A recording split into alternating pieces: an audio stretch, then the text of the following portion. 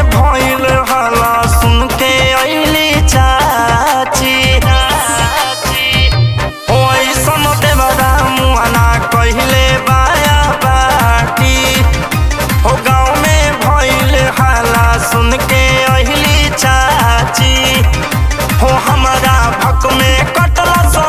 ननदी के गाल हो बाबाल राते गजबे भइल बा कलो जुगवा कइलस जियल का मोहाल हो बाबाल राते गजबे भइल बा।